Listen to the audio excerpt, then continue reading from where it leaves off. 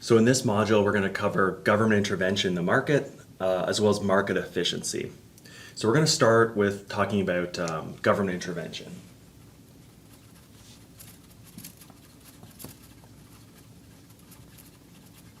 And right now, what we're going to concentrate on are price controls.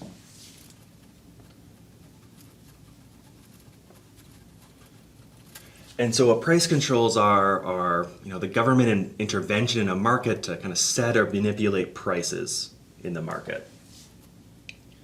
So an attempt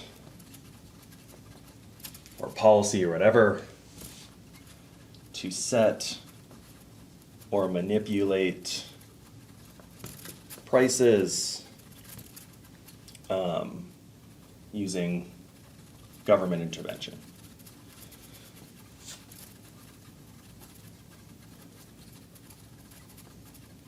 So it's the government intervening in markets or entering markets and attempting to set or manipulate prices.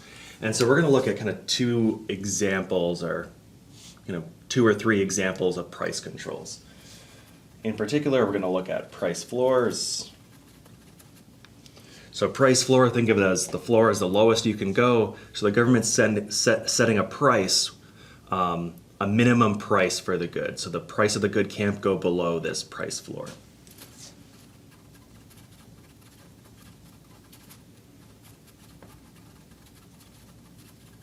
Of a good or service. Okay, so think about minimum wage. That's a price floor, right? You can't pay people less than minimum wage, or legally you can't pay people less than minimum wage. So let's say, example, minimum wage. And that's the example that we'll use as we go through. All right, and then the other one we're going to talk about, or kind of the other main one that we're going to talk about, are price ceilings.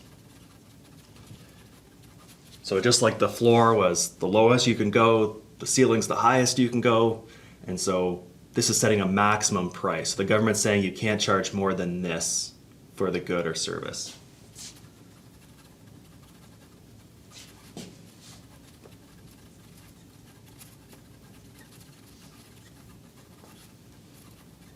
A good or service, I mean, always a good or service. For example, you can think of this as rent control. You can't charge more than this much a month for an apartment or something like that. So this is what we're going to start off by talking about. What happens to markets when the government sets price floors and price ceilings. We're going to talk about how they can be binding or non-binding, and then talk about how that affects the market price and equilibrium. And then we'll also talk about price gouging, which is kind of going to be related to price ceilings in a way. And we can move on to market efficiency and think about how this government intervention in the market kind of actually affects the efficiency of a market. So let's start by talking about price floors. So if you remember from just a few minutes ago, a price floor, because it's the floor, is like the lowest we can go. So it's the legal minimum that can be charged, or the legal minimum price for a good or service.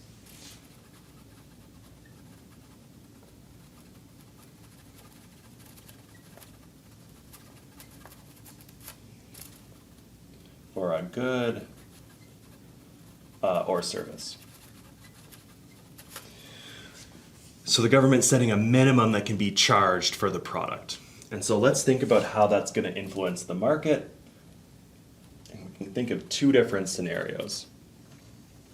So we're going to draw two different planes here.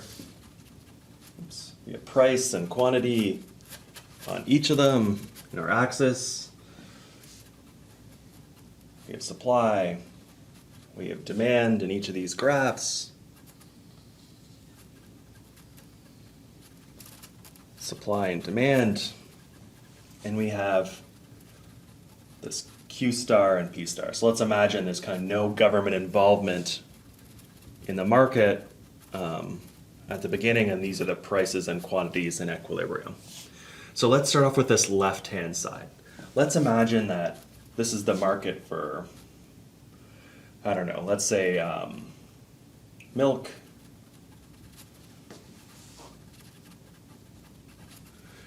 And right now, the price of milk is like $4 for some amount of milk. And let's say the government comes along and says, well, the minimum that you can charge for this amount of milk, for whatever amount of milk that you're selling, or whatever amount of milk this is, let's say it's $2. So let's say the government comes along and puts a price floor, so P subscript FL for floor, but you can call it whatever you want. And let's say they set that at $2. So the government's coming across and saying, well, the minimum you can charge for whatever, 2 liters of milk is $2. So this is like just a price floor line across this market. Well, this is not going to have any effect on this market at all, right? They're already charging more. They're charging $4 for their 2 liters of milk. The government's saying, well, the minimum you can charge is $2. Well, they're not charging less than $2 anyway. They're charging $4. So it's going to have no influence on the market. So this is going to be a non-binding price floor.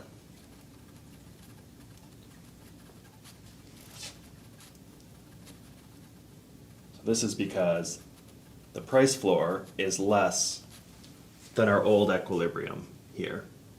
So whenever you have a price floor that's below the equilibrium or market price, there's going to be no effect on the market. So we say it's non-binding. But let's say, on the other hand, the government instead says $6 is the minimum you can charge for 2 liters of milk, let's say. Well, this is going to affect the market because this is above what the current market rate is, which is $4. And so remember from supply and demand that any price above equilibrium price, we can go across, this is the quantity demanded at that price of $6. This is the quantity supplied at that price floor of $6. And so we have this excess supply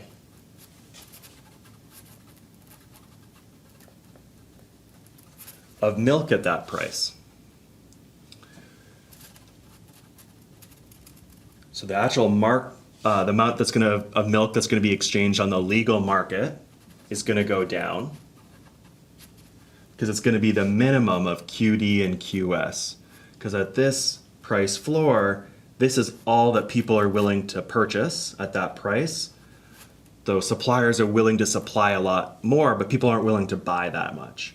So think of it if this farmer has all this milk that's kind of spoiling, assuming that that's who's selling it, I guess. So the market price is going to go up if it's binding. So this is going to be a binding one. We'll write it down in a second. It's going to be a binding price of $6 now. So the price is going to go up and the quantity is going to go down in the market. Now there's one more thing that we should write. So let's first write that it's binding, I guess. Binding price floor. It's binding because it's influencing the market. And this is because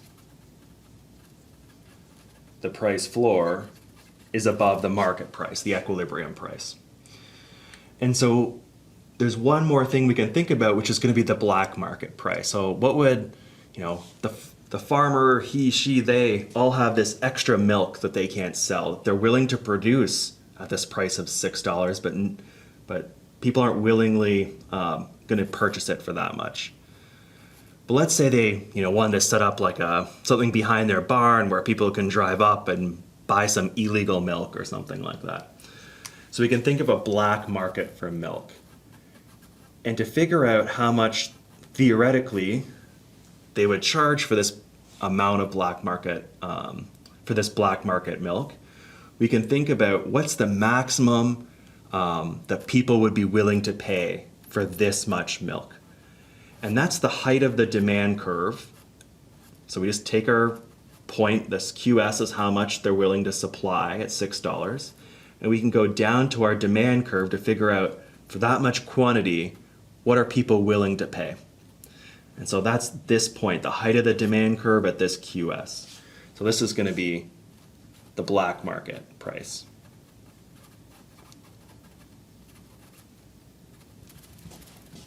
I'll just repeat it over here.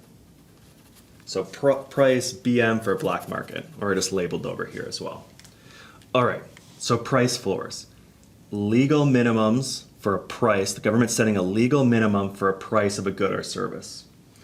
If that legal minimum is below the equilibrium, it's going to be non-binding and there's going to be no effect on this market whatsoever. On the other hand, if this price floor is above this equilibrium price, it's going to be binding. It's going to affect the market.